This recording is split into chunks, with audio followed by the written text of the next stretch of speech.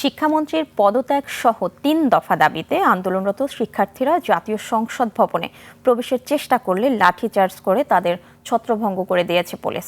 সন্ধ্যা 6:45টার দিকে পুলিশ ছাত্রদের উপর লাঠিচার্জ করে, এতে বেশ কয়েকজন শিক্ষার্থী আহত হয়েছেন, আঘাত পেয়েছেন অনেকেই। প্রাথমিকভাবে তাদের নাম পরিচয় জানা যায়নি, তবে দাবি আদায় না হওয়া পর্যন্ত আন্দোলন চালিয়ে যাওয়ার ঘোষণা দিয়েছেন পরীক্ষার্থীরা।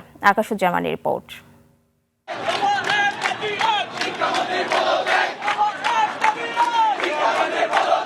দুপুর গড়িয়ে বিকেল, ঢাকার রাজপথে আন্দোলন চালিয়েই যাচ্ছেন শিক্ষার্থীরা। বিকেলে জাতীয় সংসদ ভবনের সামনে বাড়তে থাকে শিক্ষার্থীদের উপস্থিতি। ব্যানার, প্ল্যাকার্ড আর স্লোগানে মুখর হয়ে ওঠে মানিক মিয়া এভিনিউ। জাতীয় সংসদে অধিবেশন চলার মধ্যে সংসদের সামনে অবস্থান নিয়ে ভুয়া ভুয়া স্লোগান দেন তারা।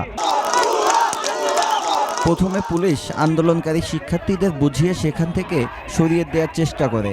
এক পর্যায়ে শিক্ষার্থীরা জাতীয় সংসদ ভবনের ভেতর প্রবেশের চেষ্টা করলে পুলিশ তাদের উপর লাঠিচার্জ করে। শিক্ষার্থীদের অভিযোগ, বর্তমান শিক্ষা ব্যবস্থার নানা সংকট, সাম্প্রতিক ঘটনা এবং সরকারের অবস্থানের প্রতিবাদে তারা রাজপথে নেমেছেন। তাদের প্রধান দাবি শিক্ষামন্ত্রীর পদত্যাগ। দাবি একটাই, দফা একটাই, তার পদত্যাগ চাই।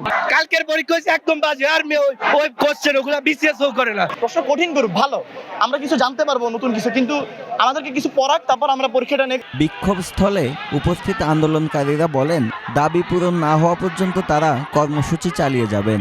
একই সঙ্গে তারা শান্তিপূর্ণভাবে আন্দোলন অব্যাহত রাখার ঘোষণা দেন। আমাদের দাবি হচ্ছে আমাদের পরীক্ষা স্থগিত করা হোক, কোশ্চেন বোর্ড স্ট্যান্ডার্ড করা হোক। আগামী 24 ঘন্টার মধ্যে যদি তিনি কোনো পদক্ষেপ না নেয়, আমরা দেশের সকল স্টুডেন্টদের আহ্বান জানাচ্ছি, সবাই একত্রিত হয়ে আমরা তার পতন ঘটাবো। এর আগে রাজধানীর বিভিন্ন এলাকা থেকে শিক্ষার্থীরা জড়ো হন সায়েন্স ল্যাবে।